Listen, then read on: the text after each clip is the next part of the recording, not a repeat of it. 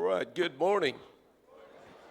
Alright, ako'y niniwala po na masaya po kayong umaga sapagkat tayo ay nasa bahay-sambahan ng Panginoon. Amen?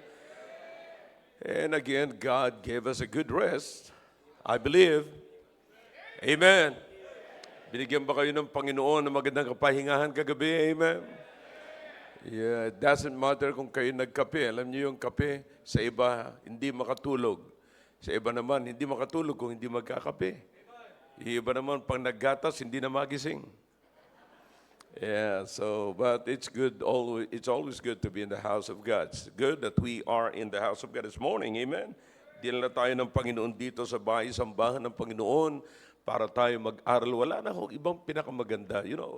Now think about the privilege, mga kapatid, na tayo binigyan ng pribileyo, napakatinding pribileyo ng Diyos na akalain mong maunawaan natin ang salita ng Diyos. Mapapag-aralan natin at, sabi ko nga, it's not enough to read the Bible. The good thing about the Word of God is we can study, we can meditate upon it, and we can learn and we can understand, sapagkat yan po ang sinasabi ng Biblia na weapon. No? Yan po ang weapon natin sa pagkikipagsalamuha sa ibabaw ng mundong ito. No? Sa mga hindi natin nakikitang kalaban. Pero the good thing is we have the Word of God. Amen? So what a great privilege to study His Word and to understand His Word. Okay, are you ready for it? All right, so if you have your Bibles, you can turn your Bibles in the book of Philippians chapter 4. Meron tayong uunawain ditong word, mga kapatid, na alam nyo, this is still a part of a series of lessons on preparing for marriage, preparing our young people for marriage. And if you are already there, then I believe this will help you. Makakatulong po ito sa inyo, mga kapatid. Kasi makakatulong ito sa bawat isa. No? Kaya maganda na maunawaan po natin ang mabuti ang salita ng Diyos. No? Wala na tayong ibang sandata na pwedeng panlaban sa atake ng sanglibutan nito na hindi po natin nakikita maliban sa salita ng Diyos. Alright? So, in verse number 11, mga kapatid, there is a word that we are going to understand this morning and we need to study. Last Friday, kung kayo po'y nagmumonitor sa atin pong The Baptist Lunch, ay tinalakay po nila ang salita na ito, the word contentment. Okay? Now, may mga magandang points na binigay sa kanila, nila sa inyo, mga kapatid, about the word contentment. But we really need to understand the word contentment. You see, kasi hindi lamang po yung matagalog natin itong salita na ito. Kasi kahit na Tagalogin natin, kung hindi pa rin natin nauunawaan, walang kwenta po yan. Kasi tinagalog lang natin, nilipat lang natin sa ating lingwahe, pero hindi po natin naunawaan pa rin. So hindi pa rin natin magagamit ng maayos. If you don't stand the word, you cannot use it. Diba? And you cannot profit from it. No, wala kang pakikinabangin mula dyan sa salita na yan. Alright? So let's go to verse number 11, chapter 4 of the book of Philippians, and then we will turn again mamaya sa another passage na sinabi rin ni Paul tungkol sa bagay nito. Okay? Now, Philippians chapter 4, verse number 11. Are you with me na? All right, here's what the Apostle Paul said to the Philippians. Ang kausap ni Paul dito ay mga Philippians, okay? Hindi po Filipinos, Philippians. All right? But, katulad sinasabi ko nga po sa inyo mga kapatid, kung tayo anak din ng Diyos, nauugma rin sa atin to kasi sulat ito ni Paul sa church at Philippi. Okay?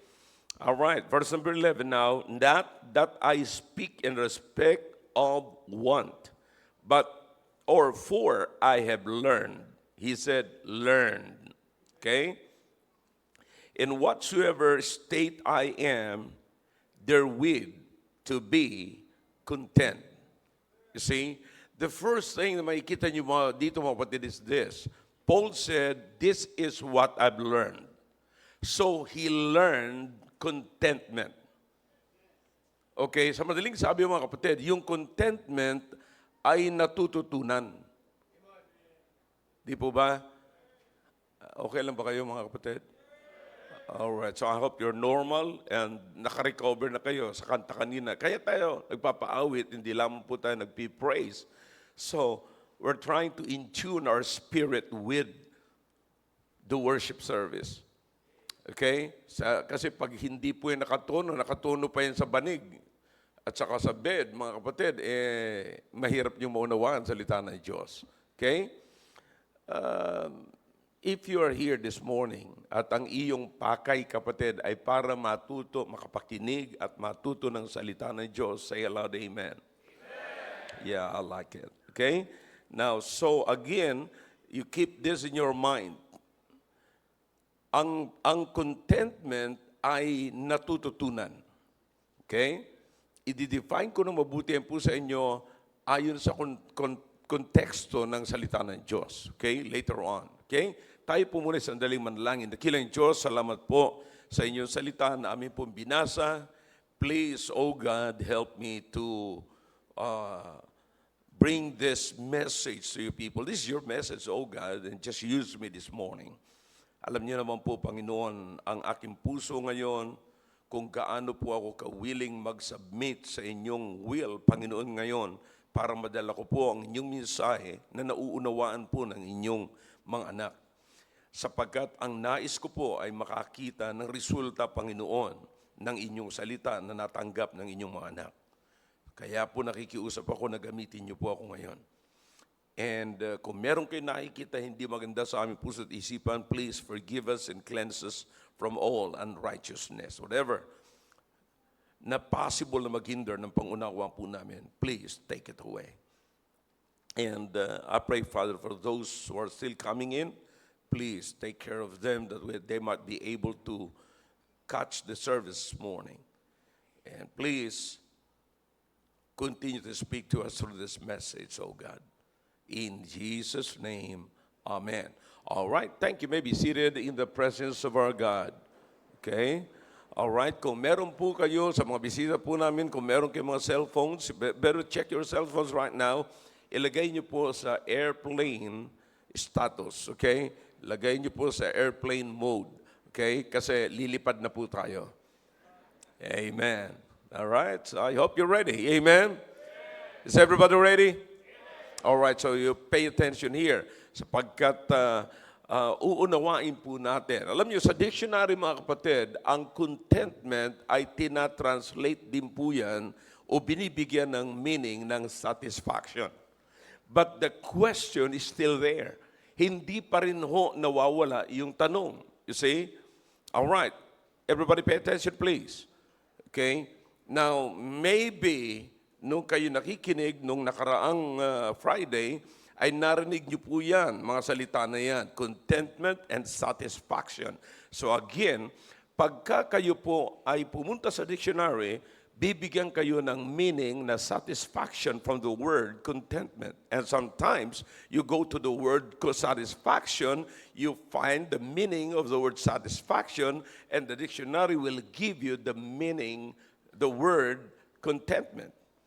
Okay? So, parang nagpapalitan po. Pero ang tanong ko pa rin ganito, what is really contentment?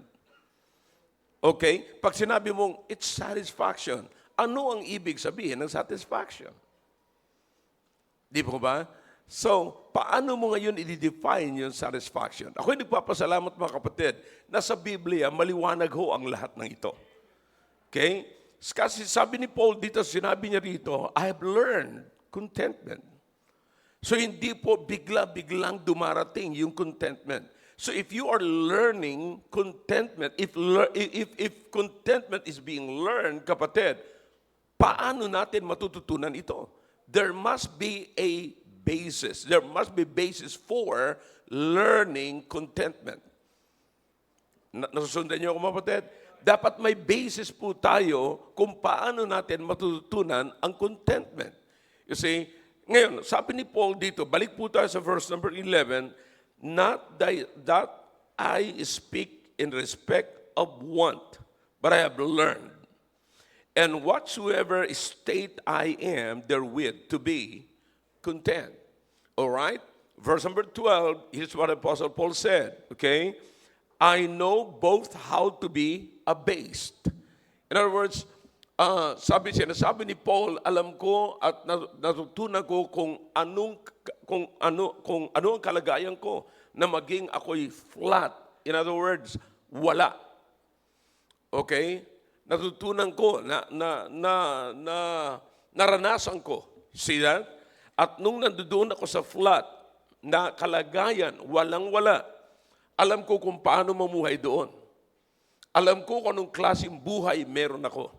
Okay? Now, follow me carefully, mga kapatid. And then sabi niya, and I know how to abound. Nung ako naman ay may sobra, nag-a-abound ako sa mga pangangailangan ko, alam ko naman kung ano ang kalagayan ko. You see? Now, this is very important, mga kapatid, kasi pag hindi mo alam ang mga bagay na ito, oh boy, hanggang sa susunod na lamang po tayo doon sa mga tinatawag nating old sayings na ang buhay ay parang gulong. You see, minsan mga kapatid, parang gulong nga, pero minsan hindi na gumugulong. Kasi kung parang gulong, dapat merong nagpapagulong. At dapat gumugulong. Eh kung hindi na gumugulong, sabi nga ng iba, o bakit hindi ka na yata gumugulong? Kasi flat. See? So nandun ka na sa ground. You see? So hindi na gumugulong. Kaya sinasabi lang, parang gulong, minsan nasa ibabaw ka, minsan nasa ilalim ka. Which is, tama naman sinasabi ni Paul, kaya lang, pagka nandoon ka, mga kapatid, nasa ilalim ka na, eh baka hindi na gumulong. Kaya naasar ka na. Yun namang iba nasa ibabaw, ang buong akala nila hindi nagugulong. Kaya nagpapakasasa na sa ibabaw. Ay nung nandun na sila sa ilalim, hindi nila kayang tanggapin. Pero sabi ni Paul, kaya kong tanggapin nung ako'y nasa ilalim, kaya kong tanggapin nung ako'y nasa ibabaw. I know how to deal life when I was a base and when I abound. I know how to deal my life.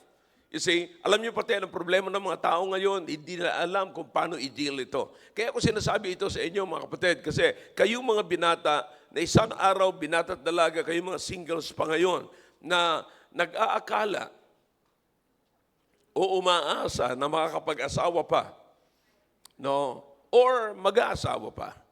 See? Well, dapat yung matutunan ito sa estado nyo pa nga lamang ngayon. Kasi if we are honest, kayong mga hindi nakarinig nito before, sasabihin nyo ngayon, sana narinig ko yan noon. Para na i-practice ko na ngayon sa kalagayan ko. Kasi maraming mga tao ngayon na may asawa na at matagal nang may asawa, hindi nila alam kung paano i-deal ang buhay nila kapag sila'y nasa ilalim at kapag sila'y nasa ibabaw na. Nung sila ay flat at nung sila ay nag-abound. Are you following me? So yan po ang problema. Kaya nga, dinidil ko po, kaya sinasabi ko po ito sa inyo ngayon, kasi mahalaga po ito na matutunan. Kasi pagka ang tao po ay nasa ibabaw, sobrang ang yabang. Pag nasa ilalim naman, sobrang pagpapakumbaba. Hindi umuunawaan. Kasi, sinasabi ko mga kapatid, meron din mga tao nakaranas na mga kapatid ng abound. Nag-abound talaga siya. Talagang grabe yung abound. Nag-abound talaga siya material na bagay. Pero nung siya'y bumubulusok na, papunta na sa baba, hindi niya na kayang tanggapin, kaya hindi na rin siya nagpapahalata, kaya dinadaan niya ngayon sa mga, mga tinatawag nating defense mechanism. You see, na, akala niya, nag-abound pa rin siya, akala niya, mayaman pa rin siya, akala niya, marami pa rin siyang pera, hindi niya alam, marami na pala siyang utang. Alright?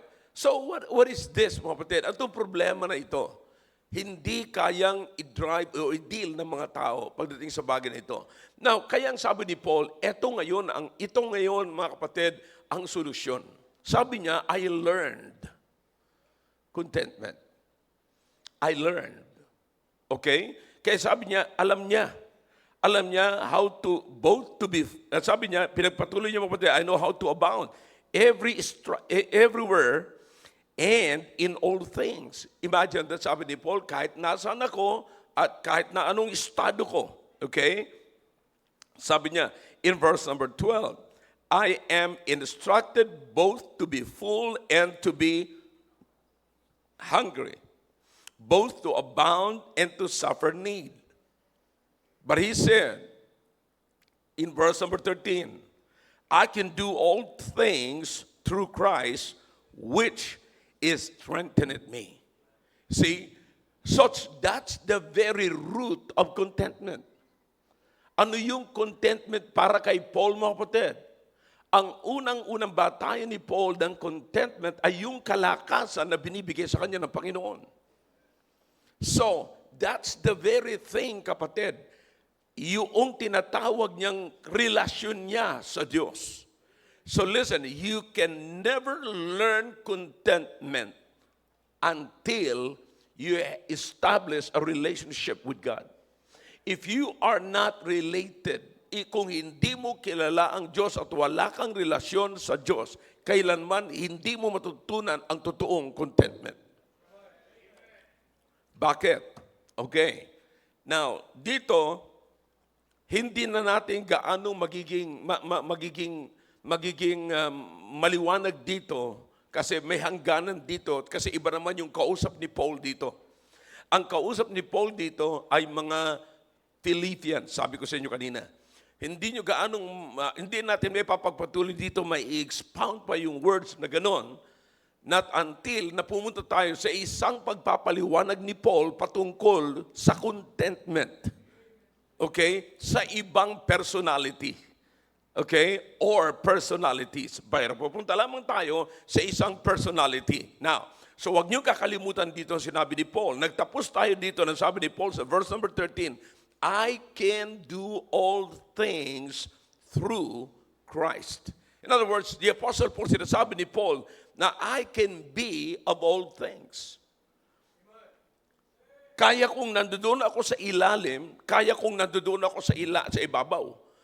Bakit? Meron akong contentment. Ngayon, ang contentment, sinasabi ni Paul, dapat merong power. Meron kang kalakasan doon. You cannot drive it by yourself. Not until God gave you the strength to be content.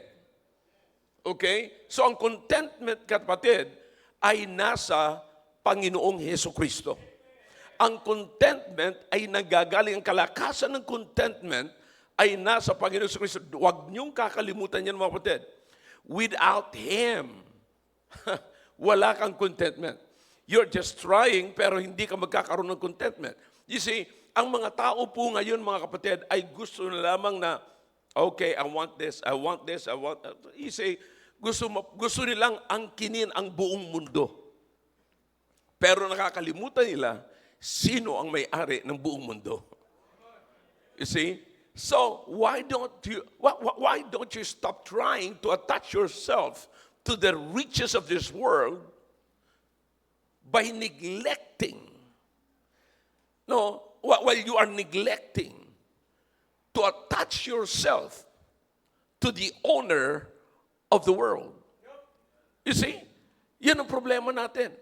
Dapat tigilin na natin ang pagkukonect natin, pag-attach natin sa kayamanan ng mundong ito and start connecting yourself with the Creator and the owner who said, the earth is mine and the fullness thereof.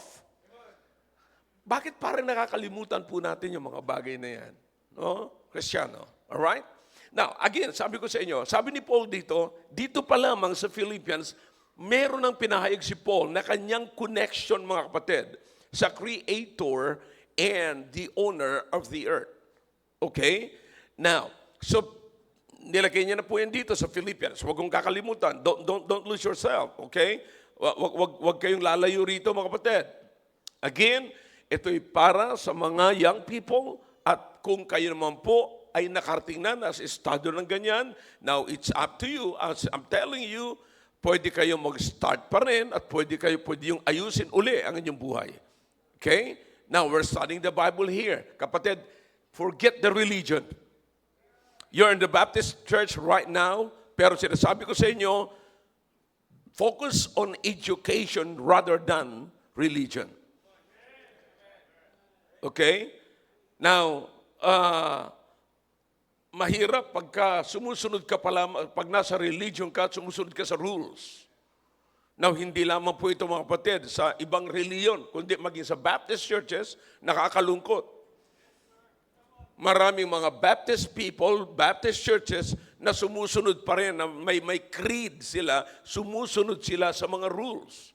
But what I'm trying to give you this morning is the Bible, the Word of God. Okay? Now, so keep in mind, kapatid, okay, nasa na tayo? Kinonect na tayo ni Paul, nang sabi ni Paul, I'm learning contentment. Okay? You can learn also contentment. Now, ang in-emphasize ni Paul nung sinabi niya na siya ay natuto ng contentment at meron siyang instruction about contentment is what?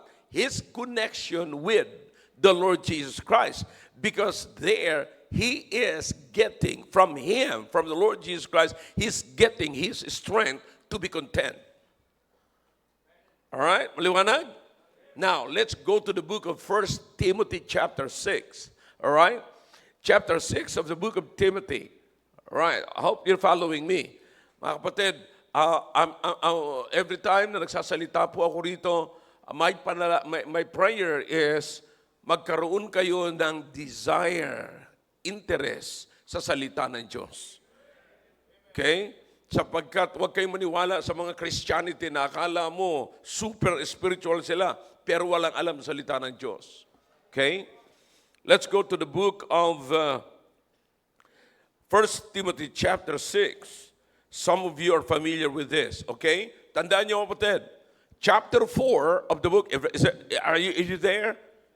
All right. Now listen, everyone, look at this way. Okay? Now, sabi ni Paul sa Philippians chapter 4, verse number 13, I can, say it all together. If you don't memorize it, just look at the screen, okay? I can do all things through Christ, which is strengthened me. Okay? Now, gusto mo unawaan ng mabuti yan? Kaya ho tayo pumunta sa 1 Timothy kasi ang 1 Timothy ay sulat, personal letter ni Paul kay Timothy. It's an advice kasi si Timothy po is a young pastor.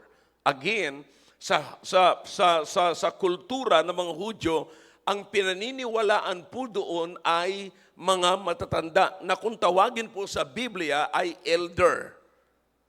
Okay? Na maraming nami-misinterpret po niyan. Hindi ka naunawaan. Akala nila pagka elder ay automatically pastor. Marami ako napaliwanag na maging sa mga Amerikano, naririnig ko po yan eh. At nakakalungkot, meron kayong mga Baptist pastor, maririgan nyo ng ganyan. Hindi po lahat ng elder sa mga Hudyo ay pastor. Iba ho yung pastor, pero automatic, kapag ka ikaw ay pastor, elder ka. Kasi yun po yung pinipili nila. Okay? But this time kay Timothy, kakaiba ho mga kapatid. Kung tutuusin, sabi ni Paul kay Timothy, despise not thy youth. Huwag mong maliitin. Huwag mong i-despise yung iyong kabataan. Meron ka rin magagawa kahit bata ka pa. So just imagine, magpapastor po siya, na bata pa siya at magsasalita siya sa mga elder. Are you with me? So hindi po yan, kapatid, what's this, familiar. Hindi po yan popular, kapatid, sa mga Hudyo. Kasi sa mga Hudyo, ang pinakikinggan, yung matatanda. Nakikinig yung mga bata, which noong araw, tayo mga kapatid, mga Filipino, ganyan ang kalagayan natin. Pero karamihan sa atin ngayon, nakikinig na tayo ngayon sa mga bata. Come on, talk back to me if you can. Magkunwari kayo, hindi kayo ganyan. Okay? See? At sa totoo nga lang po mga kapatid, nakikinig kayo sa batang hindi pa marunong magsalita. Pagka marunong magsalita yung bata, tuwan-tuwa ka na. You see? Yeah, sige, okay lang. Magkunwari kayong parang hindi kayo yon. Yeah. But the truth of the matter is, yan po yung weakness natin. Because of our emotions. Yeah. Okay? Now, sabi ni Paul kay Timothy, all right, despise not the youth, but be thou an example. Now, So, nung sumulat si Paul kay Timothy, mga kapatid, patungkol dito sa larangan ng contentment, ito po ang kanyang ginawa. Alright? Huwag niyo kakalimutan. Siya rin ang nag-advise sa mga Philippians. I can do all things, what? Through Christ. And before that, sabi ni Paul, marunong akong pumunta sa baba, mamuhay sa baba, marunong din akong mamuhay sa taas. Marunong akong mamuhay na nasa ibaba ako, na walang-wala ako, at marunong din ako mamuhay nung ako'y pinagpapala. Now, so ang ibig sabihin po ng marunong mamuhay, may maganda po siyang attitude towards God and towards the people. Okay? Naunawaan niyo po? Kaya niyang dalhin ang sarili niya. Pero ang tao po, hindi niya kayang dalhin ang sarili niya pag wala siya. Bakit? Nagwawala siya. Pag nawalan siya, nagwawala siya. Pag meron siya, hindi niya rin kayang dalhin. Siya ang dinadala ng kanyang kayamanan. Bakit? Nagyayabang na rin siya. Alright, so let's hear from the Apostle Paul, who is the writer, or the writer. He sent letter to Timothy, kapatid. Okay? Now, ito sabi niya sa verse number 6, chapter 6 of the book of 1 Timothy. His first letter to Timothy. Are you with me now? All right. Now, here's the thing. If you don't have the Bible, look up to the screen. But what? Godliness with is what? Where is the great gain? Godliness with contentment. Now, connect it to the letter of the Apostle Paul to the Philippians. May nakikita po ba kayong pagkakaiba? Meron, wordings, but the meaning is the same. Anong pagkakaiba na sinabi ni Paul, I can do all things through Christ which strengtheneth me? Sa sinabi niya ngayon kay Timothy, godliness with contentment is what? Great gain. Now, where's the great gain? Godliness with contentment. In other words, kapatid, katulad sinasabi ko sa inyo kanina, walang contentment kung walang Diyos. So maraming no wonder, kapatid, kung bakit, mga kapatid, yung mga buhaya sa gobyerno na magnanakaw ay tuloy-tuloy ang pagnanakaw sapagkat walang Diyos. Come on, talk back to me if you can.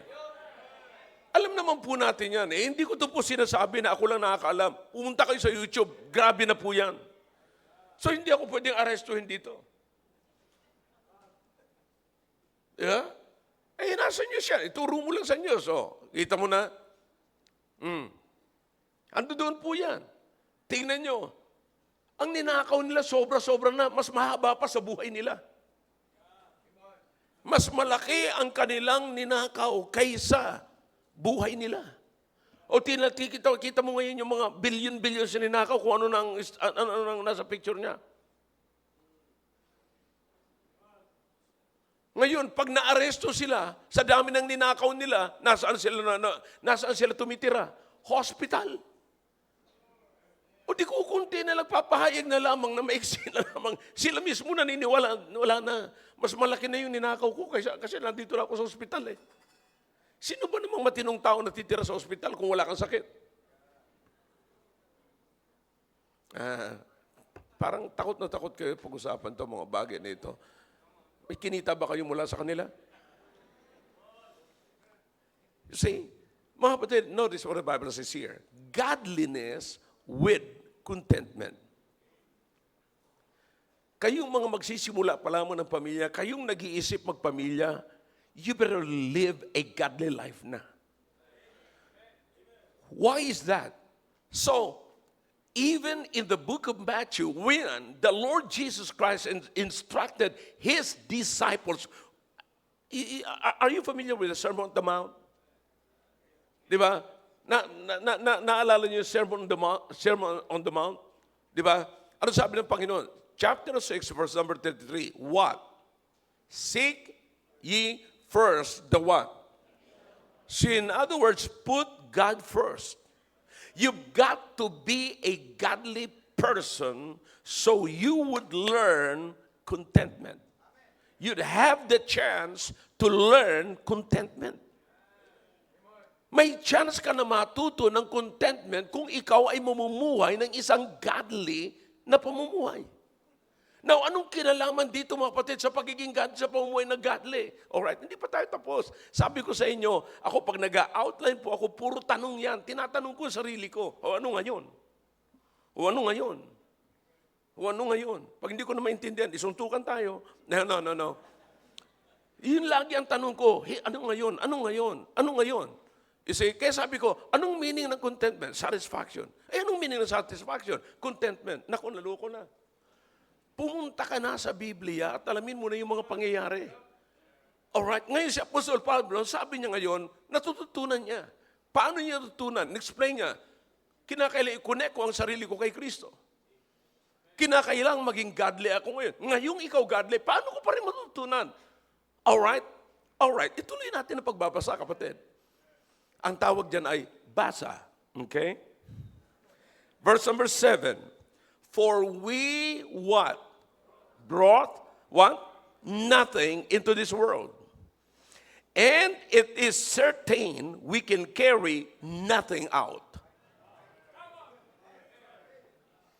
Ano sabi ni Paul? You got in nothing.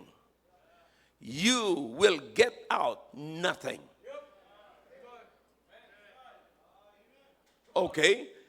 Now, paano ito mga kapatid? So makikita nyo kapatid, pag sabi ni Paul, natuto siya na nung siya'y wala at natuto siya nung siya'y meron. Using this principle, bakit ako mag-flare up, magagalit at maghahanap kung ako'y wala, samantalang pumasok naman ako dito na wala? So being godly mga kapatid, pag namuhay kayo ng isang pamumuhay na merong Diyos, ipapakilala sa iyo ng Diyos kung sino ka. Ang mahirap nito pag namuhay ka sa ibabaw ng mundong ito na hindi mo kilala kung sino ka. Mapapagkamalan mo pa na para kang Satanas na ikaw ang Diyos. Ikaw ang masusunod sa sarili mo, ikaw ang Panginoon ng sarili mo. You see, maraming kanya na mga kapatid. Now, by the way, kapatid, contentment is not poverty. Contentment is not poverty. Malayo tayo dun. Lalong-lalo na, ang contentment is not laziness.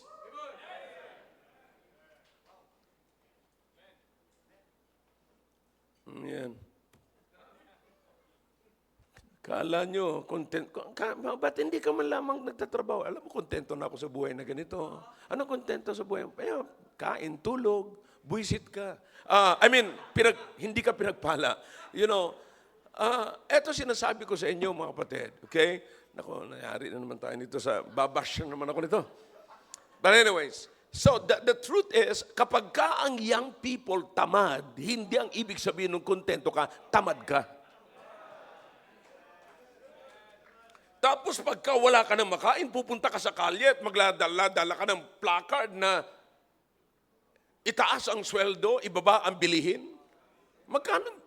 Bakit nandoon? May hawak yan. Kasi may bayad yan eh. But listen, katamaran yan. You have to work to gain. Work to earn. You see? So ano sinasabi ni Paul dito? Una, pagka ikaw namuhay na bilang isang makadiyos, makikilala mo ang sarili mo. Okay? Pag nakilala mo ang sarili mo, ano yung sarili mo? Pumasok ako sa mundong ito na wala. Lalabas din akong wala. Now, this is very important, kapatid, kasi pagka tayo nasa kalagayan na wala, mauunawaan natin ang sarili natin, dati naman akong wala eh. Nakarinig na kayo ng mga termino na ganito? Narinig ko mismo ito sa mga asawang babae.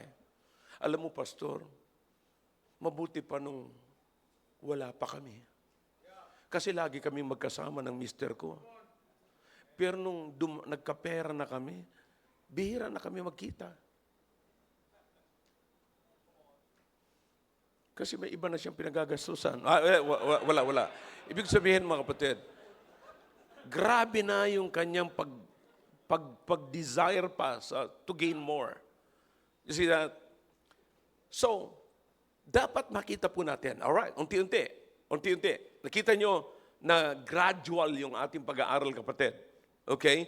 Now, so una, pagka ikay namuhay na may Diyos, sabi ni Paul, godliness. Sabi ni Paul sa Philippians, what? I can do all things through.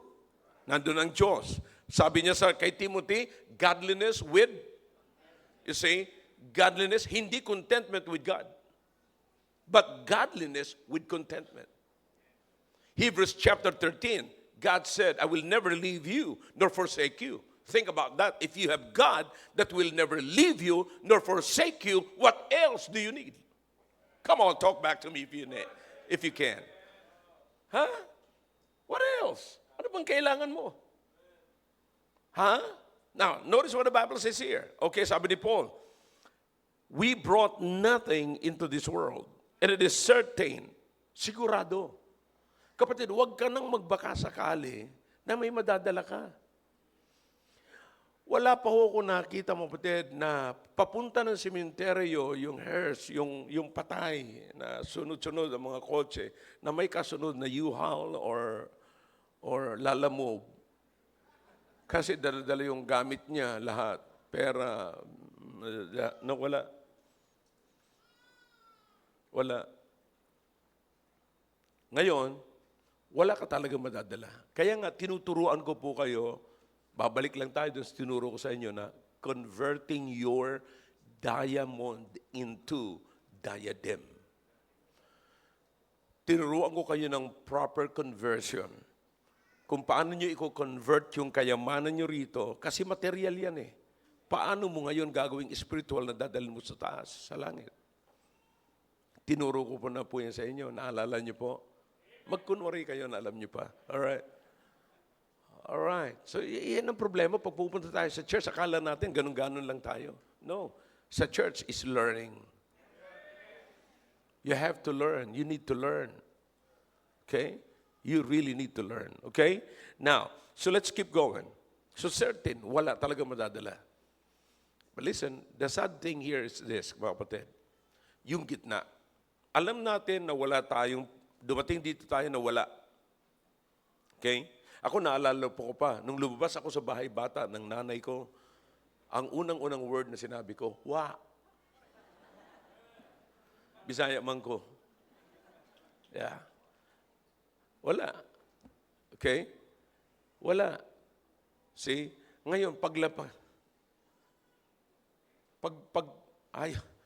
just imagine ko, sana kung rapture man, dahan-dahan lang, at kung mamamatay ka, sana makikita mo pa yung kayamanan mo, sasabihin mo lang siguro, doon sa amin. Wala na. Babay na. Kayamanan. Babay na. Pera. Namatay ka. Nandoon sa yung pera mo nasa bangko. Ni wala kang pinagsabihan kung sino ang kukuha noon. Ngayon, marami naghahabol. Nagkandamatay-matay at nagpatayan na sila sa kahabol, mga kapatid. Bakit? Ako may karapatan. Sabi ng isa, ako may karapatan. Sabi ng isa, ako may karapatan. Lahat na lamang silang nagsasabi may karapatan. Lahat ng mga nagsabi may karapatan, nagpatayan na sila. Alright? Now, sabi ng Biblia, we brought nothing. It is certain. Okay? Now, if this would be the case, what are we going to do? Okay? May sinasabi si Paul. Ano sinasabi ni Paul? Alright, baba po tayo sa verse number 8. Having what? Having what? Food. Alam mo, dahan-dahan kayo magbasa. Kasi alam niyo may problema tayo rito eh. Having what? Food and raiment. Let us be therewith what? Content. Yeah. Ito, mahirap tanggapin mga kapatid. Napakahirap tanggapin to. Meron ka lang pagkain, meron kang damit. You know, alam naman po natin na yung 3 basic needs of men. Okay? Pero makita nyo, dalawa lang binanggit dito mga kapatid. Kasi alam naman po talaga natin na may shelter ang tao, kapatid. No? But, talagang ang basic needs is what? Food and raiment. Okay? Now, pero yan ang napakahirap nating tanggapin. Napakahirap natin tanggapin yan. Alam niyo kung bakit, mga kapatid? Kasi hindi nga tayo marunong, hindi natin alam yung pinakang-basic na kalagayan natin. Hindi natin alam na isang araw ay mawawala tayo sa lupang ito. Hindi tayo naniniwala. We want to enjoy. Actually, mga kapatid, maraming meron na ngayon. Sobra-sobra na ang pangailangan nila. Pero hindi pa rin sila nag-i-enjoy. Hindi pa rin nag-i-enjoy. You see, hindi pa rin kasi sila natuto sa kanilang contentment. So kung i-define mo po yung contentment, nasaan ang contentment? Nasa Diyos. Godly or godliness with contentment is great gain. Now, magkakaroon ka lamang ng kasiyahan in any form of business, kapatid, if you are gaining. You don't enjoy business na walang gain. So in this life, mai-enjoy mo ang buhay mo, yung pagtatrabaho mo, everything na ginagawa mo sa buhay na ito, if you are gaining. You see that? Pero nasaan ang gain? Do you understand? The Apostle Paul here was not just saying gain, but great gain. Great gain. Nasaan yung great gain? Godliness with contentment. Godliness with contentment. Anong mang ginagawa mo, nakasama mo ang Diyos, nandun yung contentment. And that contentment, kapatid, is enough to say, I got a great gain. Great gain. Grabe na ito. Tubo na. Malaking tubo na ito. You see? Ano yun? Kasi sobra na. In other words, ang basic na sinasabi dito ni Paul is may food ka, may raiment ka. Pag sumobra na doon ang kailangan mo, great gain na yun. Grabe na yun. Pero ngayon, makikita nyo, kapatid, ang tao, grabe pa rin. Hindi mo masasabi. Kaya wala tayong kasiyahan sa buhay natin. Kaya lagi tayong mapagpalalo. Kaya lagi tayo mukhang daga. Akalain mo, mga kapatid, tingnan niyo mabuti. Grabe yung mga propaganda nilalagay natin sa mukha natin. May lipstick, may ganito, may pampabaluktot pa ng pilik, lahat na halos, makeup, ganon. Lahat ng mga umuusbong at lumubog na dyan, tinatakpan ninyo, you see. And then pagdating dito sa church, nakasimangot kayo.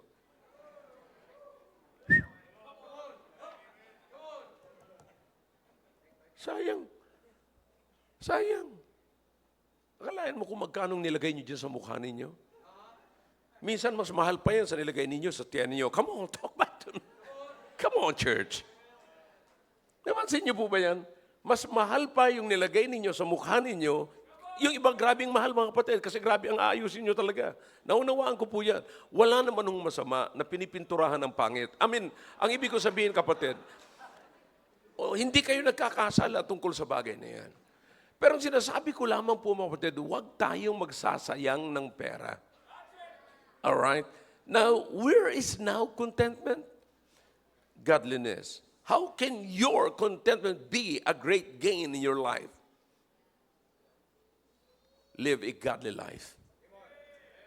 Alright, ituloy natin. Because if you are not going to do that, here's what's going to happen. Tatapusin ko lang po muna dito, okay? Verse number 9. But they that will be what? Rich fall into temptation and a snare. And into many what? Foolish and heartful lust, which drown men in destruction and perdition. Now, please tell me if the Apostle Paul is telling us the truth.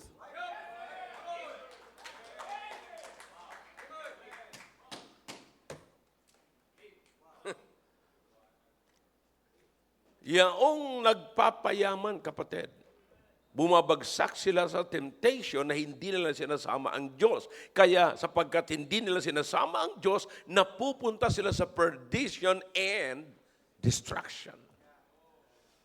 Kapatid, kahit na maliit na bata, palagay ko alam na nito. Nakikinig yan sa balita, nakikinig sa mga napakarami nilang pinapakinggan. Napapanood, kapatid. See? Kapatid, ito'y salita ni Paul na inaprubahan ng Diyos. In fact, nung sinasabi nito ni Paul, ayon kay Peter, siya ay inspired ng Banal na Espiritu. Holy men of God, speak as they were moved by the Holy Spirit. See? So kaya makikita po natin, eto na yun. And ang pinakang grabing temptation dito, mga kapatid, is this. Okay? Hindi nagtapos dyan. Sabi ng Biblia, they that will be rich fall into temptation and a snare. You see, now listen to me now, makinig na mabuti, everybody heads up, everybody look at this way. Yung temptation, pwede nating i-deny. Pero ang masakit, pwede nating bantayan. Pero ang masakit dito, mga kapatid, yung snare. Sapagkat walang naglalagay ng snare na pinapahalata nilang snare. You cannot determine whether it is snare or not a snare. Sapagkat parang pintuan na maganda yan sa harapan, pero pagpasok mo is destruction. There's a way that unto, but the end thereof is what? That's it. So pag sinabing snare, kapatid, hindi po natin yan alam na yan ay kapahamakan. Pero mga kapatid, listen, without God,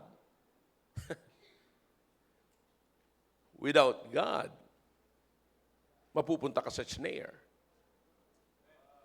Bakit? Kahit na ikaw ay may pera, without God, you have the snare, you have the riches, but you don't have God. Papasok ka ngayon sa snare. How can you defend yourself?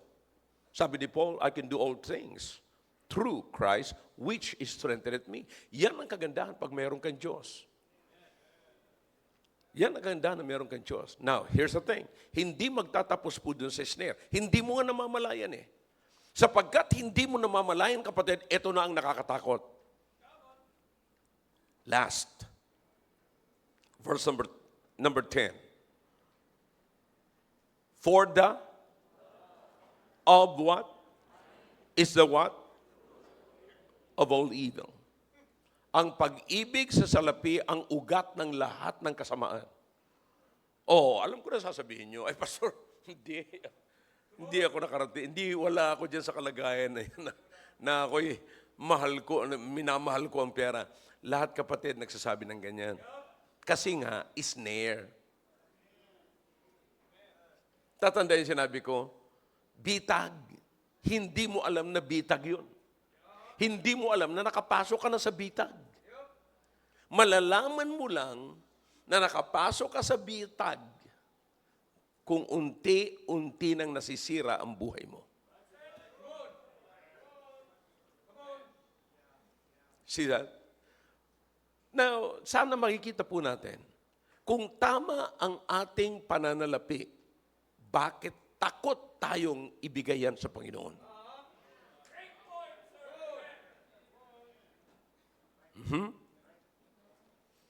Sabi ko nga, napakasimple. Napakasimple. Kung sa church, hindi tayo makapagbigay. Ngayon, parating na po yung ating, what's that? Yung okasyon natin sa mga bata. Balikatan, okay? Ako nagpasimula niya pero nakakalimutan ko na, mga kapatid. Alright. Now listen, may mga bata dyan na gusto nilang mag-join pero kulang ang kanilang pagbayad. Naniniwala ka ba na yung bata ay matutulungan at magandang tulungan yon? Mahalaga ba sa iyo yung bata? Kung kayo ang magulang, yung anak ninyo gusto yung ilagay, pero kulang kayo ng pananalapi, ang tanong, will you work hard for your kids to join sa balikatan? Will you work hard? You see? Sabi niya, hindi. Pero nakakakuha kayo ng Netflix. Premium pa ang inyong, what's this? YouTube. Oh, ang dami niyong binabayaran na walang kinalaman sa kaugalian ng inyong pamilya. So, pagka nagbibigay kayo doon more than you give to the church, ang ibig sabihin niyan, mas mahalaga sa inyo yun kaysa sa church at sa programa ng church. Then how can a holy God bless your carnal living? I love you, church. I hope you understand. Okay? So, hindi nyo alam, snared na kayo. Nandun na kayo sa bitag. Nabitag na kayo. Hindi nyo alam. Bakit? Pastor, hindi ako believe doon. Sinabi ni Pastor na nabitag na raw ako. Kasi nga, bitag, hindi mo alam eh. The fact na ayaw mong tanggapin, bitag ka na doon. Oh. See that? So this is it. So young people, you better listen to me. Huh? Wala man kayo doon sa kalagayan nyo, mga kapatid, na kayo nagagastos pa. But some of you, sabi ko nga, katapos lamang po ng sa young people, yung programa namin last Friday, nagkaroon ng fellowship, nagsalita si Brother Roy, nagsalita si Rona, nagsalita si Brother Tony, nagsalita rin ako nag-conclude. And then, sa sobrang ganda ng pagtitipon, maging doon namin ginawa, kila Brother Bernie, fabulous, sa kanilang taas doon, may silang parang restaurant sa taas, doon namin ginawa. Sa sobrang, nakikinig din siya eh. Sa sobrang blessed niya, sabi niya, yung iba dyan na hindi nyo na, kasi sinagot na ni brother yung nauna eh. Siyempre nga naman eh, bagong retired. But anyways, sabi ni Brother Bernie, ako nang bahala dyan, huwag nyo nang bayaran. Sa sobrang bless. Pakiramdam ko siya, bata pa eh. See? But you know what? Because sabi niya, how I wish na ito'y naabot ko. See that? Anong usapin po doon, mga kapatid? Ang pinag-uusapan namin doon is huwag kayong gagastos. Kinakailangan lahat ng gagawin nyo ay nasa programa na para sa inyong future.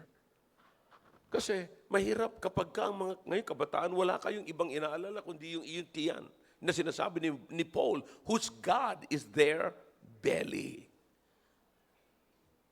Noong araw, pagka sinabi mo, uy, taba mo ah. Noong araw, hindi nakakahiya yan eh. Di ba, pag sinabing, uy, tumataba ka. Noong araw, di ba, pag may ginigrate tayo, alam mo, galing sa Manila, bumalik ng probinsya, uy, dalawa yan. Tumataba ka, tsaka ang puti mo na. Kala mo, pag nakarating ka ng Maynila, puputi ka na. Pero pumunta ka dyan sa mga kulang-kulang ang tubig, babalik ka sa probinsya ng libagin. But anyways, yan ang problema, kapatid. Pag sinabi, ang taba mo na, sabihin ganun. So, ibig sabihin nun, blessed ka. Kasi pinaliwanag ko yan every time nasasabihin ko yan. Dalawa ang sinasabi ko sa Amerikano. Sinabi ko, pag sinabihan ka ritong tumataba ka, ang ibig sabihin nun, you're blessed. Ganon. Pag sinabi naman ditong tumatanda ka, ang ibig sabihin naman, you're respected. Lahat ng yan, ayaw nila. Ayaw nila sabihin tumatanda, ayaw nila sabihin na you're old, ayaw nila sabihin na tumataba ka. You see, so makikita niyo mga kapatid dito na kinakailangan matuto tayo rito ng pangunahin sa buhay natin ay maging maka-Diyos, mamuhay tayo na maka-Diyos. Pangunahin talaga ang Diyos. You see? So, diyan natin mauunawaan ang tinatawag na contentment. Pagka ikaw ay natuto ng godliness, and then, kontento ka na. The fact is, I don't know about you, pero nakakahiya naman mga kapatid sabihin natin, may Diyos ako. Pero wala kang buhay na content. Nakakaya naman sa Diyos. No, samantalang sinabi ng Panginoon, I will never leave you nor forsake you. And then hindi ka pa rin kontento? Ano pang hinahanap mo? Pastor, isa na lang. Sabi ng kabataan. Ano yung yun? Asawa. Kung hindi ka natutong maging kontento nung binata at dalaga ka pa, hindi ka makukontento, matutong makontento kapag may asawa ka na. Tandaan niyo sinabi ko na yan. Okay? Naalala ko, tapusin ko na po ito. Istorya na lang po ito, mga kapatid. Sabi nung isang hari, panahon ng hari, sabi niya, intusan niya yung kanyang mga servant, sabi niya, pumunta kayo dyan sa ating nasasakupang mga kaharian. Maghanap kayo ng isang tao na kontento. Maghanap kayo. At pag nakahanap kayo, dalhin nyo sa akin ang kanyang sandal, yung sapin sa paa, whatever it is. Kasi back in those days, sandals po ang sinusuot ng mga tao. So umalis yung mga servants. Ikot. Sige, ikaw, nakakita ko, wala po. Ikaw, wala po. Ikaw, wala po. Ikaw, meron po akong nahanap. Sa dami-dami ng tao sa ating kingdom, isa lang ang nahanap ko. Sabi niya, unasan niyo sapatos. Sabi niya, wala po siyang sapatos, pero kontento siya sa buhay niya. Kasi ang sabi, di ba, sabi ng hari, pag nakakita ka, dalhin mo sa akin yung kanyang sandal. Bumalik, sabi niya, nakahanap siya. Pero wala siyang dalang sandal. Bakit? Yung isang kontento na tao sa loob ng kingdom nila ay walang sandal, pero kontento siya. Mukhang hindi nyo gano'n naunawa ng istorya, mga kapatid. Pero, mga kapatid, sinasabi ko sa inyo, whatever na nilalagay natin sa katawan natin, hindi po yun ang katapusan, ang definition ng contentment. Hindi sapagkat ang sombrero mo may tatak ng Under Armour at ang t-shirt mo may tatak na buhaya. Oh. Hindi ho yun magpapahayag ng contentment. Hindi magpapahayag ng contentment. Sapagkat ang contentment ay magpapahayag sa isang pamumuhay na merong Diyos. Now, kung tatanungin ko po kayo ngayong umaga, kayo ba ay meron ng malaking kita? Great gain.